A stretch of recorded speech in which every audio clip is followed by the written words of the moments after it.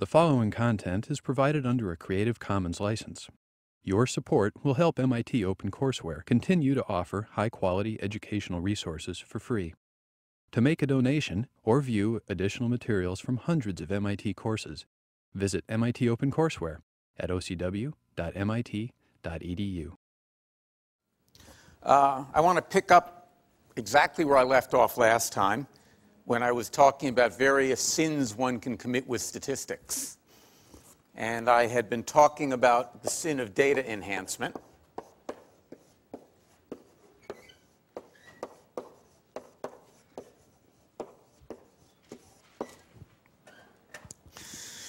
Where the basic idea there is you take a piece of data and you read much more into it than it implies. In particular, a very common thing people do with data is they extrapolate. And I've given you a couple of examples. In the real world,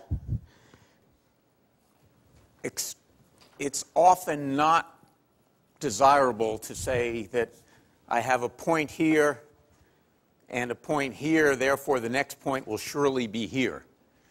And we can just extrapolate in a straight line.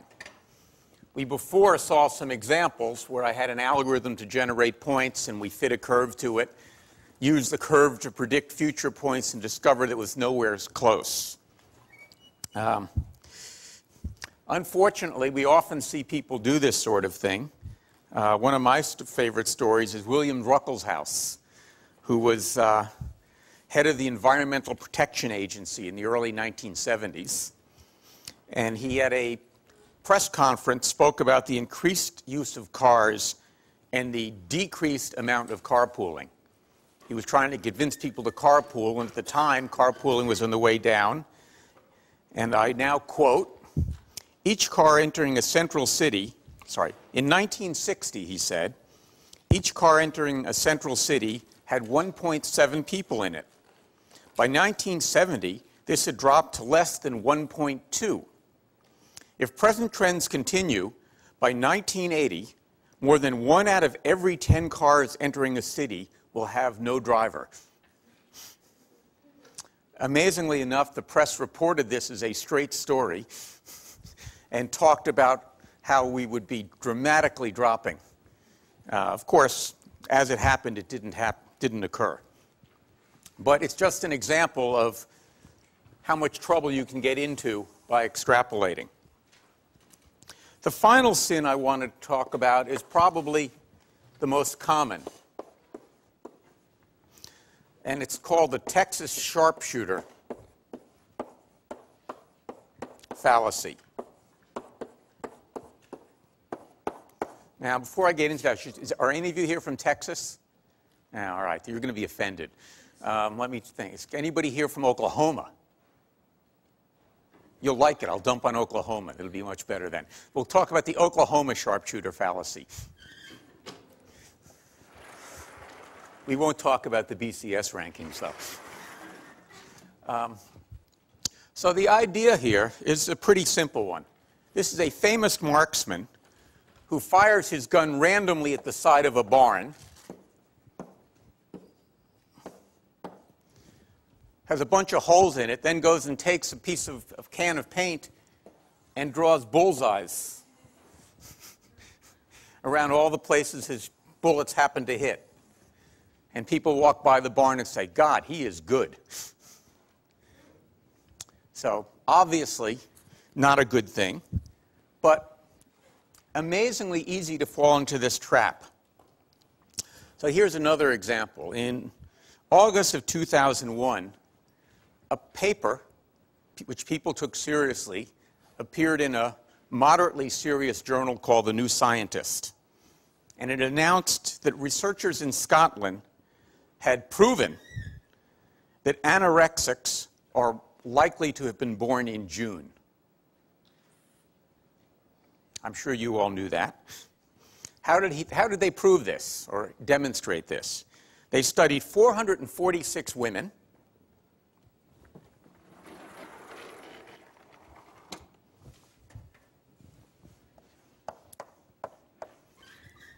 each of whom had been diagnosed as anorexic.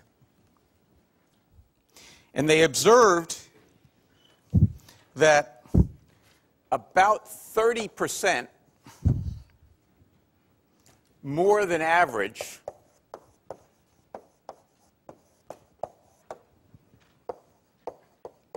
were born in June.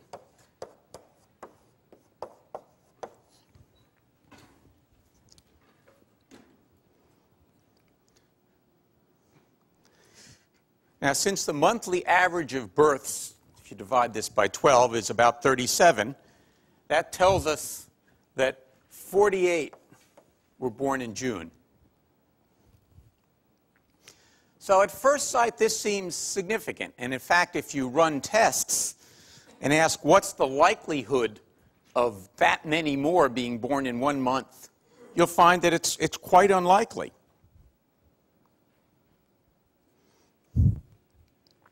In fact, you'll find the probability of this happening is only about 3% of it happening just by accident. What's wrong with the logic here? Yes? They only study of diagnosed anorexics? No, because they were only interested in the question of when are anorexics born. So it made sense to only study those. Now, maybe you're right that we could study that, in fact, more people are born in June, period. So that would be true. This would be one of the fallacies we looked at before, right? That there's a lurking variable, which is just that people are more likely to be born in June. So that's certainly a possibility. What else? What else is the flaw? Where's the flaw in this logic?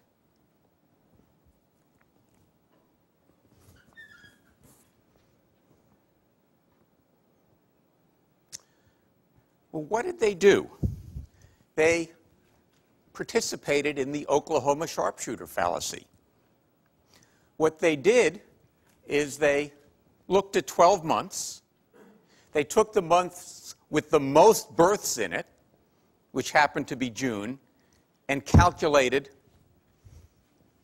the probability of 3%. They didn't start with the hypothesis that it was June. They started with 12 months, and then they drew a bullseye around June. So the right question to ask is, what's the probability, not that June had 48 babies, but that at least one of the 12 months had 48 babies? That probability is a lot higher than 3%, right? In fact, it's about 30%. So what we see is, again, perfectly reasonable statistical techniques, but not looking at things in the right way and answering the wrong question. Does that make sense to everybody? And you can see why people can fall into this trap, right? It was a perfectly sensible, seemingly sensible argument. So the moral of this particular thing is be very careful about looking at your data, drawing a conclusion, and then saying, how probable was that to have occurred? Because, again, you're probably, or maybe, drawing the bullseye around something that's already there. Now, if they had taken another set of 446 anorexics, and again June was the month, then there would be some credibility in it. Because they would have started with the hypothesis, not that there existed a month, but that June was particularly likely. But then they would have had to also check that and make sure that June isn't just a popular month to be born, as was suggested earlier. All right. I could go on and on with this sort of thing. It's kind of fun, but I won't. Instead, I'm going to torture you with yet one more simulation. You may be tempted at this point to just zone out. Try not to. And as an added incentive for you to pay attention, I'm going to warn you that this particular simulation will appear in the final. And in fact, a variant of it. And what we'll be doing is early next week we'll be distributing code, which we'll ask you to study, about 2 or 3 pages of code. And then on the final, we'll be asking you questions about the code. Not that you have to memorize it. We'll give you a copy of it.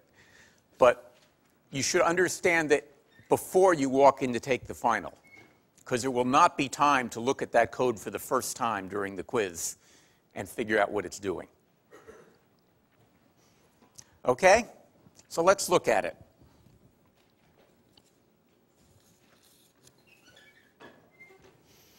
I should also warn you that this code includes some Python concepts, at least one, that you have not yet seen. We'll see it briefly today. This is on purpose, because one of the things I hope you have learned to do this semester is look up things you don't know and figure out what they do, what they mean.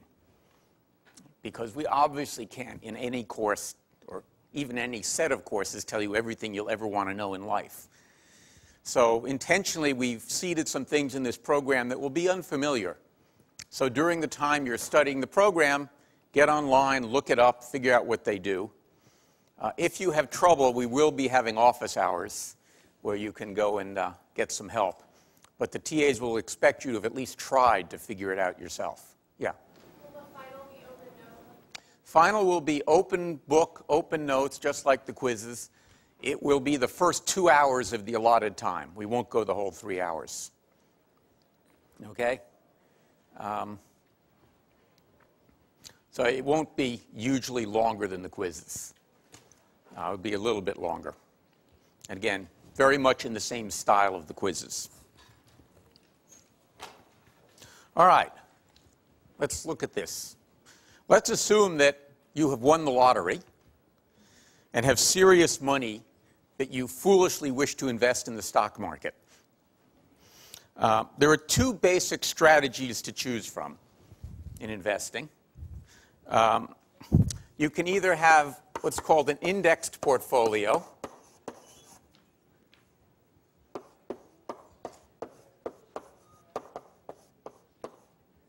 or a managed portfolio.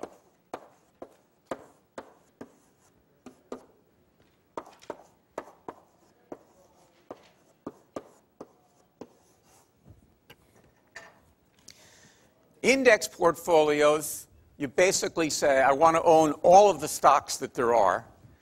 And if the stock market goes up, I make money. If the stock market goes down, I lose money. I'm not going to be thinking I'm clever and can pick winners and losers. I'm just betting on the market as a whole. They're attractive in that, A, they don't require a lot of thought, and B, they have what's called a low expense ratio. Since they're easy to implement, you don't pay anyone to be brilliant to implement it for you, so they're very low fees. A managed portfolio, you find somebody you think is really smart, and you pay them a fair amount of money, and in return, they assert that they will pick winners for you, and that, in fact, you will outperform the stock market. And if it goes up 6%, well, you'll go up 10% or more. And if it goes down, don't worry, I'm so smart, your stocks won't go down. There's a lot of debate about which is the better of these 2. And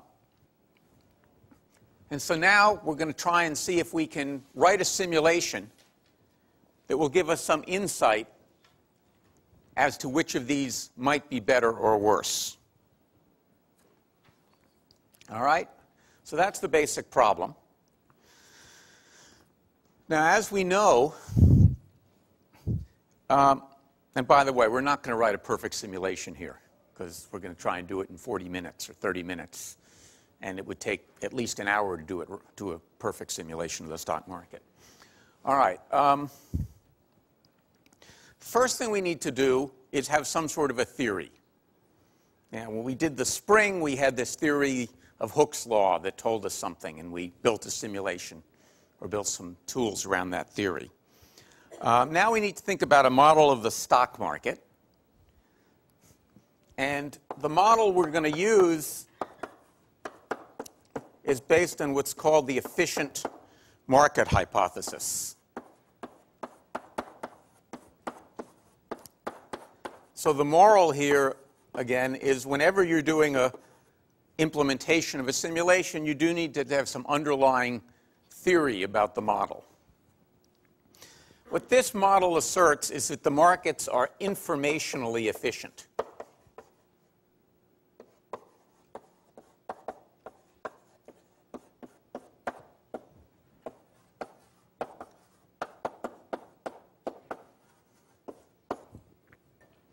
That is to say, current prices reflect all publicly known information about each stock and therefore are unbiased. That if people thought that the stock was underpriced, well, people would buy more of it and the price would have risen already. If people thought the stock was overpriced, well, people would have tried to sell it and it would have come down. So this is a very popular theory believed by many famous economists today and in the past, and says, okay, that effectively means that the market is memoryless. Okay, that it doesn't matter what the price of the stock was yesterday. Today it's priced given the best known information, and so tomorrow it's equally likely to go up or down relative to the whole market. Right? It's well known that over periods of multiple decades, the market has a tendency to go up. And so there's an upward bias to the stock market, contrary to what you may have seen recently. But that no particular stock is more or less likely to outperform the market because we already have all the information is incorporated in the price. And that leads to a notion of being able to model the market how? How would you model individual stocks if you believed this hypothesis? Somebody? What's going to happen? Random walk. Yes, exactly right. So we would model it as a random walk. And in fact, there's a very famous book called A Random Walk Down Wall Street that was one of the first to make this hypothesis. Now, later we may decide to abandon this model, but for the moment, let's accept that. And let's think about how we're going to build this simulation.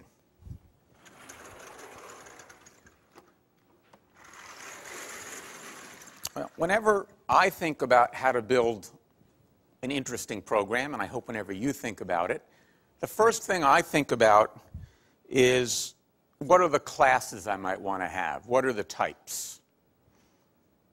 And it seems pretty obvious that at least two of the things I'm going to want are stock and market. After all, I'm going to try and build a simulation of the stock market, so I might as well have the notion of a market and probably the notion of a stock. Which should I implement first? Well, my usual style of programming, it would be to implement the one that's lowest down in the hierarchy, near the bottom. I won't be able to show you what a market does unless I have stocks, but I can look at what an individual stock does without having a market. So why would I implement this first? Because it will be easier to unit test. I can build class stock and I can test class stock before I have a class market. So now let's look at it.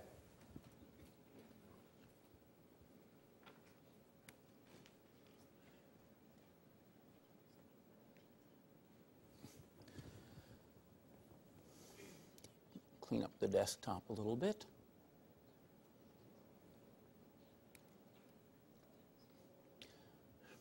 This is similar to, but not identical to what you have on your handout. Get rid of that. All right. So there's class stock. And I'm going to initialize it, create them, with an opening price. When a stock is first listed in the market, it comes with some price.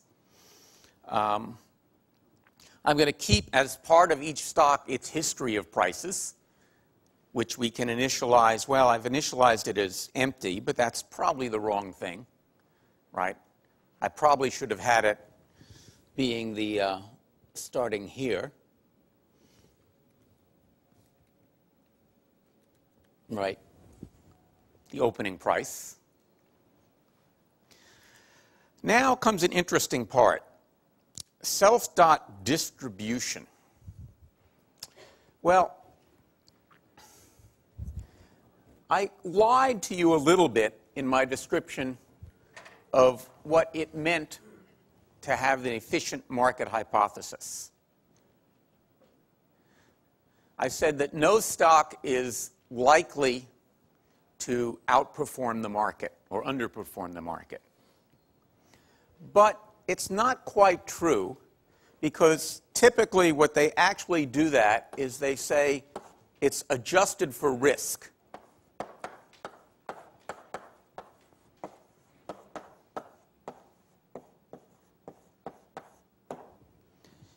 It's clear that some stocks are more volatile than others.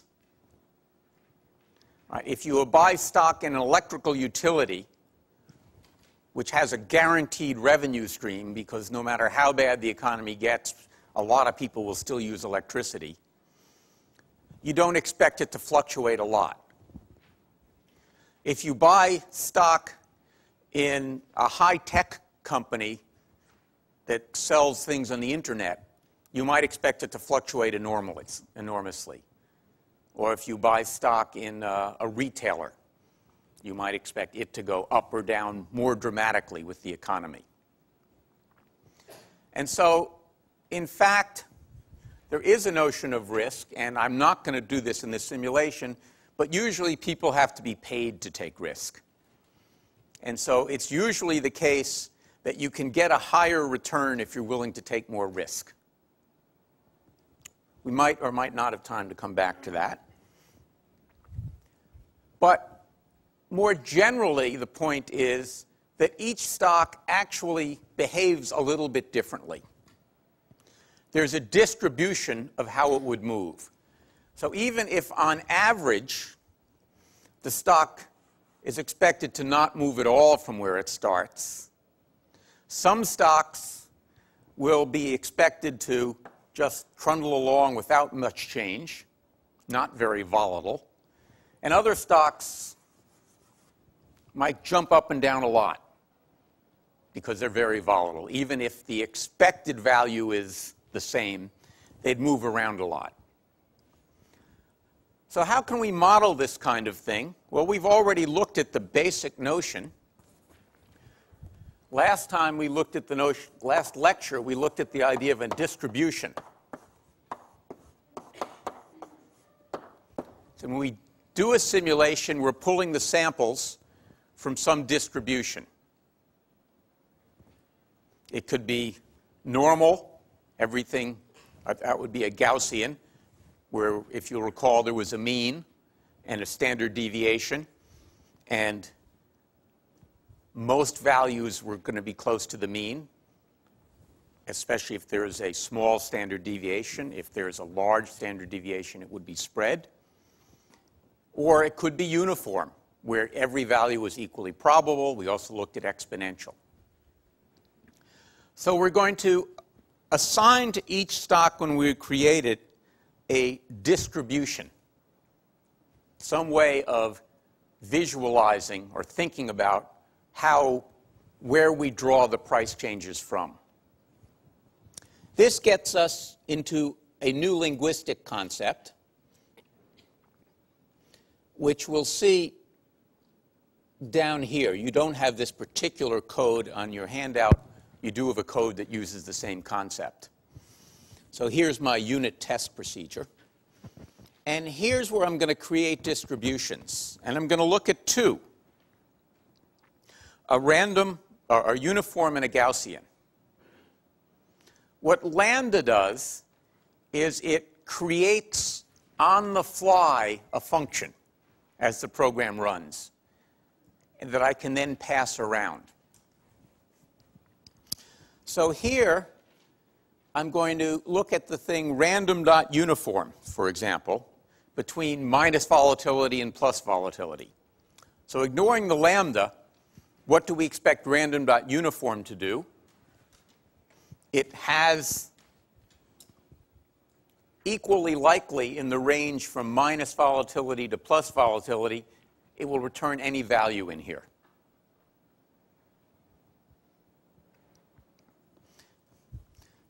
But notice the previous line where I'm computing volatility. If I wanted every stock to have the same volatility, I could just do that, if you will, at the time I wrote my program. But here I want it to be determined, chosen at runtime. So first, I choose a volatility randomly from some distribution of possible volatilities from 0 to, in this case, 0.2. Think of this as the percentage move per day. So 0.2%, as would be the move here.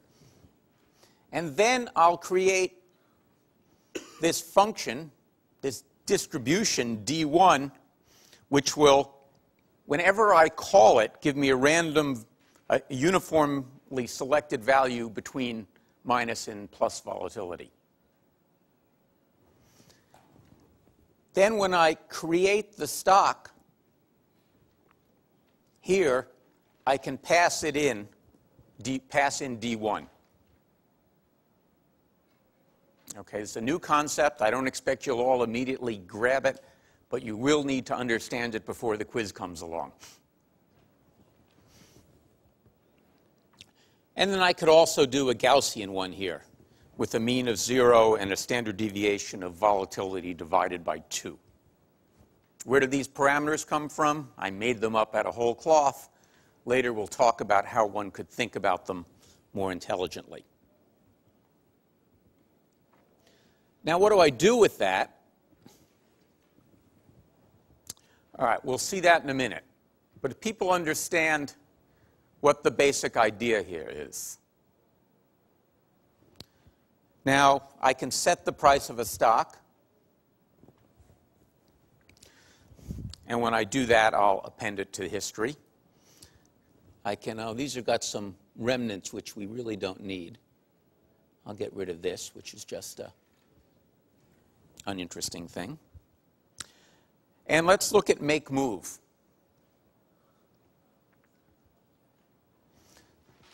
Because this is the interesting thing. Make move is what we call to change the price of a stock at the beginning or end of a day, if you will. So the first thing it does is it says if self.price is 0, I'm just going to return. This is not the right thing to do, by the way. Again, there are some bugs in here. You won't find these bugs in your handout, right? The code is different in the handout. But I wanted to show these to you so we could think about what I'm more interested in here than in the result of the simulation is the process of creating it. So why did I put this here? Why did I say if self.price equals 0, return? Because the first time I wrote the program, I didn't have anything like that here, and a stock could go to 0 and then recover, or even go to negative values. Well, we know stock prices are never negative. And in fact, we know if the price goes to 0, it's delisted from the exchange. So I said, all right, we better make a special case of that. It turns out that this will be a bug, and I want you to think about why it's wrong for me to put this check here. The check needs to be somewhere in the program, but this is not the right place for it. So think about why I didn't leave it here. Okay, then we'll get the old price, which we're going to try and remember. And now comes the interesting part. We're going to try and figure out how the price should change. So I'm first going to compute something called the base move. Think of this as kind of the basis from which we'll be computing the actual move. I'll draw something from the distribution. So this is interesting. I'm now calling self.distribution. And remember, this will be different for each stock. It will return me some random value from either the Gaussian or the normal distribution, with a different volatility for the stocks, because that was also selected randomly, plus some market bias, saying, well, the market on average will go up a little bit or go down a little bit. And then I'll set the new price, if you will, self.price to self.price times 1 plus the base move. So notice what this says. If the base move is 0, then the price doesn't change. So that makes sense. Interesting question. Why do you think I said self.price times 1 plus the base move rather than just adding the base move to the stock price of the stock? Again, the first time I coded this, I had an addition there instead of a multiplication. What would the ramification of an addition there be? That would say how much the stock changed is independent of its current price.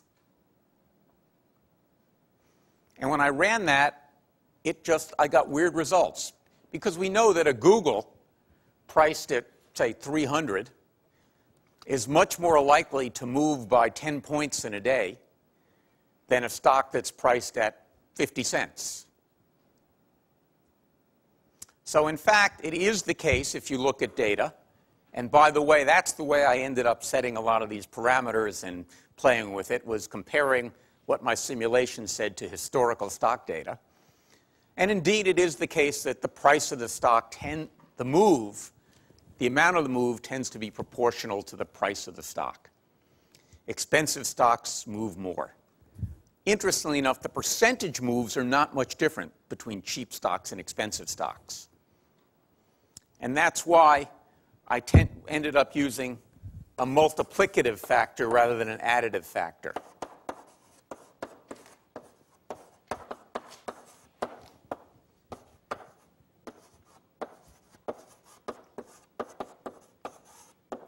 This is, again, a general lesson. As you build these kinds of simulations or anything like this, you need to think through whether things should be multiplicative or additive, because you get very different results typically. Multiplicative is what you want to do if the amount of change is proportional to the current size, whether it's price or anything else, and additive if the change is independent of the current value, typically, is I think, the general way to think about it. Now, you'll see this other kind of peculiar thing. So I've now set the price, and then I've got this test here. If MO stands for momentum, I'm now exploring the question of whether or not stock prices are indeed memoryless, or the stock changes.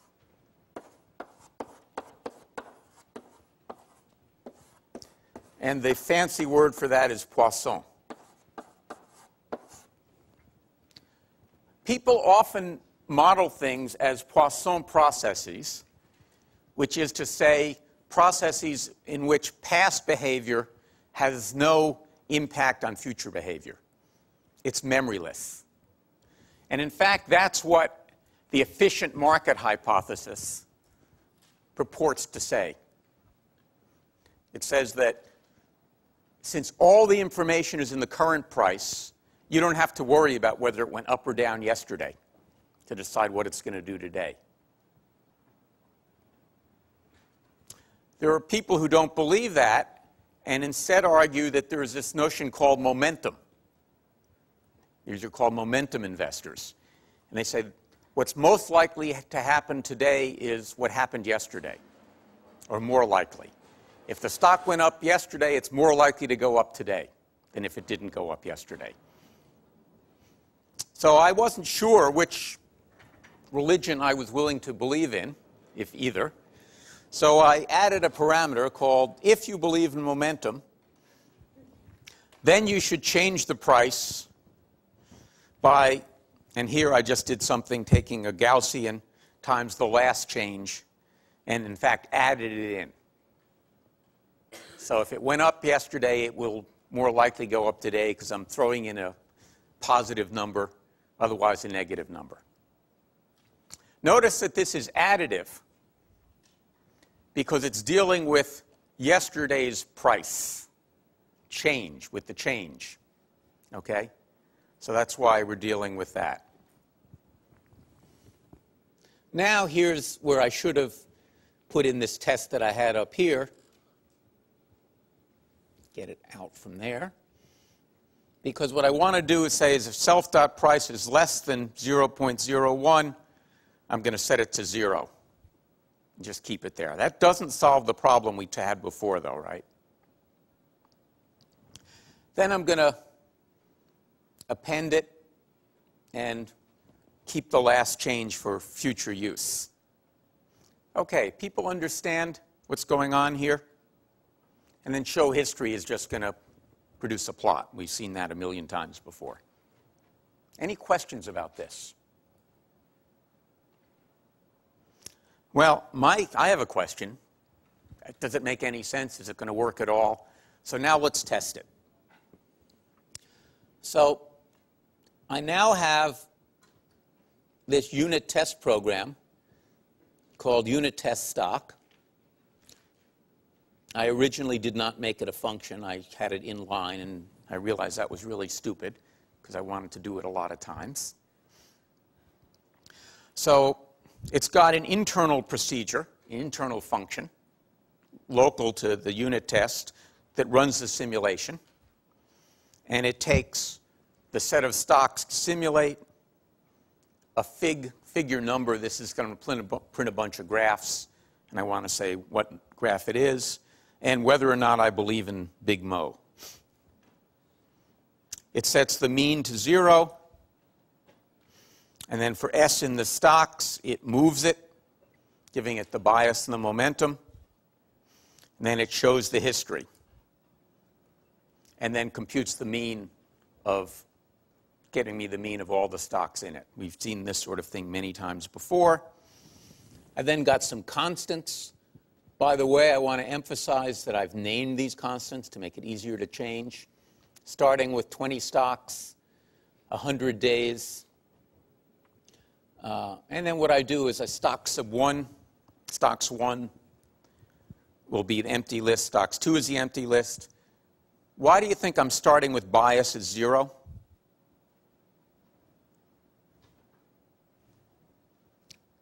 Because what do you think the mean should be if I simulate various things with the bias as 0? If I start at $100 as the average price of a stock, what should the average stock of the proc be? If my code is correct, what should the average price be after, say, 100 days, if there's no bias? Pardon? 100, exactly. Since there's no upward or downward bias, they may fluctuate widely, but if I look at enough stocks, the average should be right around 100. I don't know what the average would be if I chose a different bias. It's a little bit complicated. So I chose the simplest bias, an important lesson, so that there would be some predictability in the results, and I would have some, if you will, smoke test for knowing whether or not I was getting, my code seemed to be working. All right. And initially, well, maybe initially, just to be simple, I'm going to start with momentum equal to false. Because, again, it seems simpler to have a model where there's no momentum. I'm looking for the simplest model possible for the first time I run it. And then we looked at this little loop before. For I in range number of stocks, I'm going to create 2 different lists of stocks. One where the moves are the distributions are chosen from a uniform, and the other where they're Gaussian, because I'm sort of curious as to, again, which is the right way to think about this. All right? And then I'm going to just call it. We'll see what we get. So let's do it. Let's hope that all the changes I made have not introduced a syntax error. All right, well, at least it did something. Let's see what it did.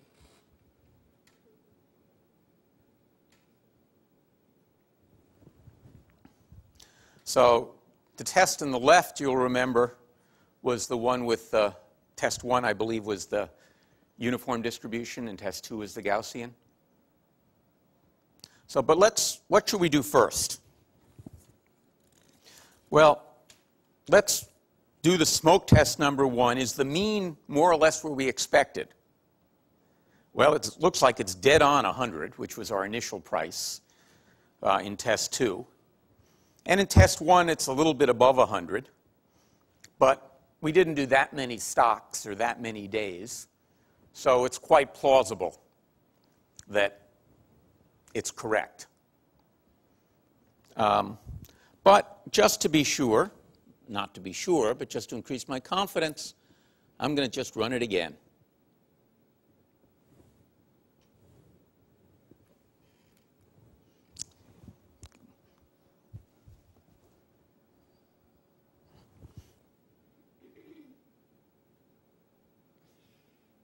Well, here I'm a little bit below 100 in test 2, and test 1 a little bit below 100 as well. You remember last time was a little bit above 100. I feel pretty good about this, and in fact, I ran it a lot of times in my office, and it just bounces around, hovering around 100. Of course, this is the wrong way to do it. I should really just put it in a nice test harness where I run 100, 200, 1,000 trials, but I didn't want to bore you with that here. So we'll see that, okay, we've passed the first smoke test. We seem to be where we expect to be. Well, let's try smoke test 2. What else might we want to see if we got things working properly? Well, I kind of ignored the notion of bias by making it 0. So let's give it a big bias here.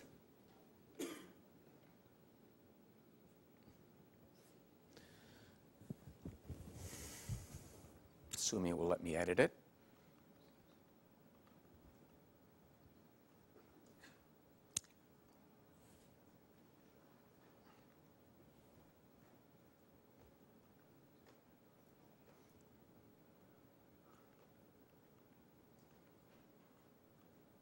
All right, we're just going to start it up again. It's the safest thing to do.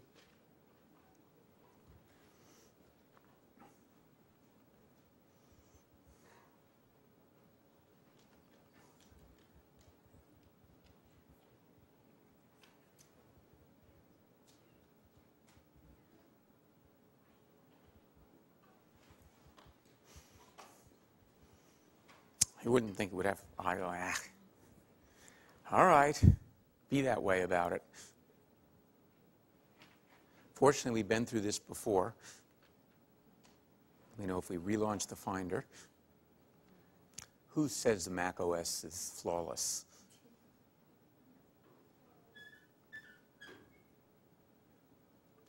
All right, we were down here, and I was saying, let's try a larger, introduce a bias. Again, we're trying to see if it does what we think it might do. So what do you think it should do with the bias? Where should the mean be now? Still around 100? Or higher, right? Because we've now put in a bias suggesting that it should go up. Well, it wouldn't have hurt it. All right. So let's run it.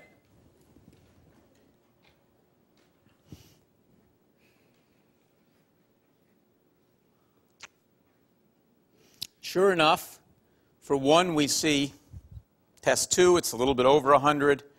And for test 1, it's way over 100. Well, let's make sure it's not a fluke.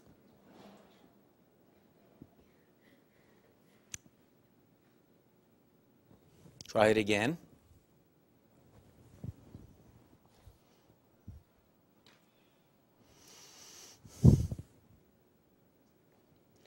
So sure enough, changing the bias changed the price and even changed it in the right direction. So we can feel pretty comfortable that it's doing something good with that. We could also feel pretty comfortable that that's probably way too high a bias.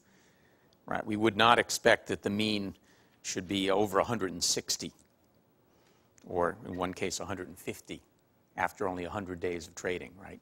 Things don't typically go up 50% in 100 days. They go down 50%, but... All right, so that's good.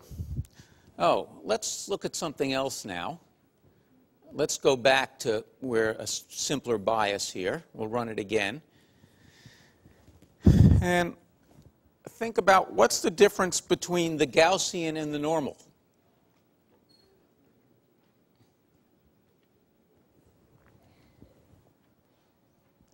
Can we deduce anything about those?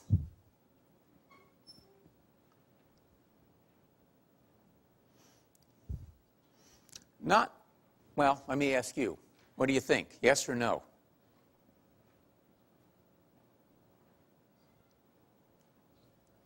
Anybody see anything interesting here? Yeah. Well, the variance of the Gaussian seems to be less than the uniform. The variance of the Gaussian? All right, that appears to be the case here, but let's run it again as we've done with all the other tests. So we have a hypothesis. Let's not fall victim to the Oklahoma sharpshooter. We'll test our hypothesis, or at least examine it again. See if it's in some sense repeatable.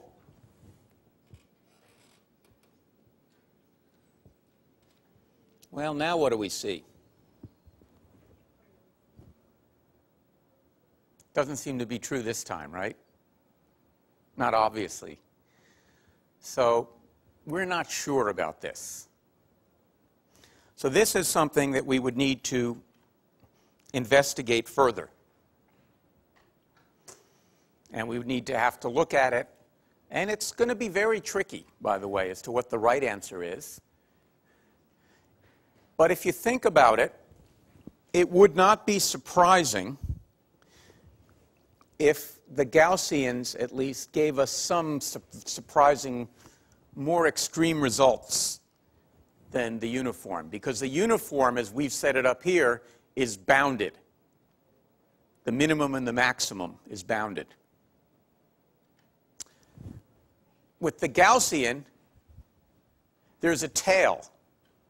And you might every once in a while get this, at least as we've done it in this case, this large move out at the end. You might not. There's nothing profound about this other than the understanding that the details of how you set these things up can matter a lot. Well, the final thing I want to look at is momentum.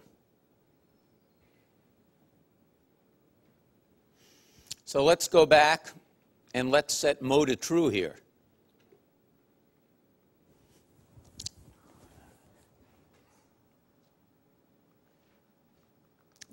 Well, it doesn't want us to set mo to true here. Ah, there it does. So, and now let's run it and see what happens. What do you think should happen?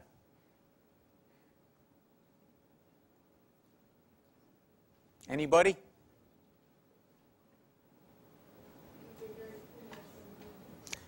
I think you're right. These should curl. We'll see if I can do. Oh, not bad. Let's run it.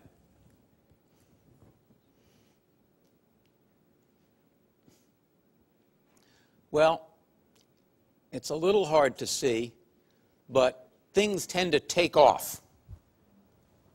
Because once things have started moving, it tends to move in that direction.